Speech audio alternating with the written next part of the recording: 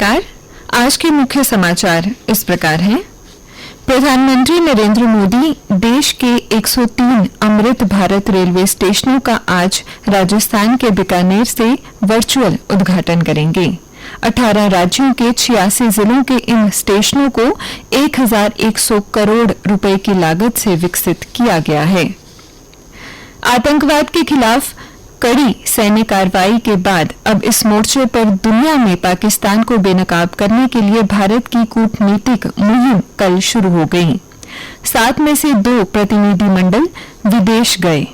जदयू के कार्यकारी अध्यक्ष संजय झा के नेतृत्व वाला प्रतिनिधिमंडल जापान, तो शिवसेना सांसद श्रीकांत शिंदे के नेतृत्व वाला प्रतिनिधिमंडल संयुक्त अरब अमीरात गया है। जापान रवाना होने से पूर्व संजय झा ने कहा कि हमारी कोशिश आतंकवाद पर पाकिस्तान का चेहरा बेनकाब करने के साथ दुनिया का ध्यान पाक प्रायोजित आतंकवाद की ओर खींचने का होगा। जम्मू कश्मीर में अब पाकिस्तान गोलाबारी को राज्य आपदा माना जाएगा। इससे युद्ध जैसे हालात में मारे गए लोगों के परिजन और घायलों को राज्य आपदा मोचक निधि से मदद दी जा सकेगी।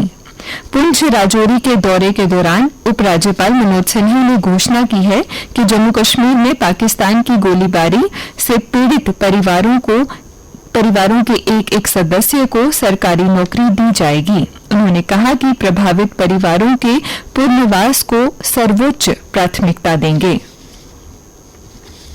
केंद्र सरकार ने सुप्रीम कोर्ट में कहा कि किसी को भी सरकारी भूमि पर स्वामित्व का दावा करने का अधिकार नहीं है। सुप्रीम कोर्ट ने कहा, वक्फ बाय यूजर के जरिए भी किसी को सरकारी संपत्ति पर कब्जे का अधिकार नहीं होगा। गत वर्ष विधानसभा चुनाव के बाद नेशनल कॉन्फ्रेंस की कार्य समिति की बुधवार को पहली बैठक में स्टेटहुड समेत 7 महत्वपूर्ण प्रस्ताव पारित किए गए। प्रस्ताव कुछ इस तरह है। पहलगाम आतंकी हमले व सीमा पार हुई गोलाबारी की हुई निंदा।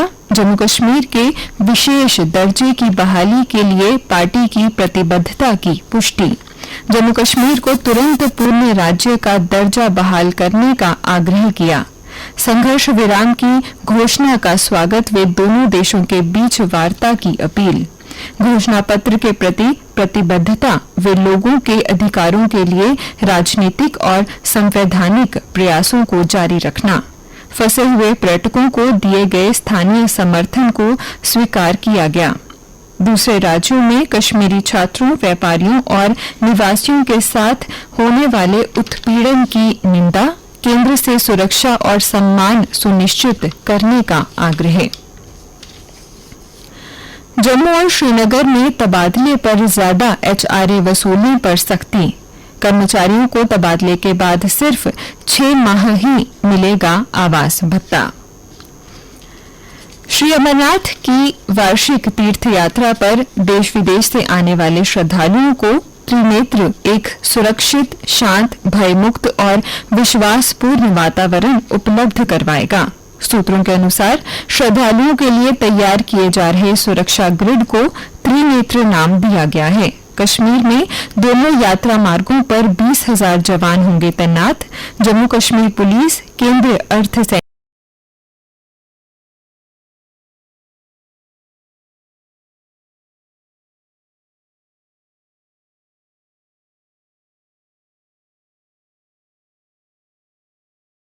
बारे में चीन और भारत के बीच पहले से ही बनी समिति के बाद बुधवार को विदेश मंत्रालय में लॉटरी सिस्टम के जरिए सौभाग्यशाली यात्रियों के नामों की घोषणा की।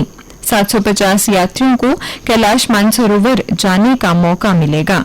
विदेश मंत्रालय ने बताया कि जून से अगस्त के बीच 50-50 यात्रियों का कुल 15 जत्था मानसरोवर यात्रा के लिए रवाना होगा। विदेश मंत्री एस जयशंकर अपने यूरोप दौरे के दूसरे चरण में डेनमार्क के उद्योग, व्यापार, वित्तीय मामलों के मंत्री मॉर्टेन बॉडस्कोव से मिले। विदेश मंत्री जयशंकर का डेनमार्क के साथ द्विपक्षीय संबंध मजबूत करने पर जोर। अब कुछ अन्य समाचारों के साथ मेरी सहयोगी नेहा वर्मा। धन्यवाद महेश्वरी। भारतीय लेखिका, अधिवक्ता और महिला कार्यकर्ता बानी मुश्ताक ने 2025 में अपने लघु कहानी संग्रह हॉट लैंप के लिए अंतर्राष्ट्रीय बुकर पुरस्कार जीता। बानी मुश्ताक कन्नड़ भाषा की लेखिका हैं। इसके साथ ही दीप वास्ती को भी अंग्रेजी भाषा में अनुवाद के लिए ये पुरस्कार मिला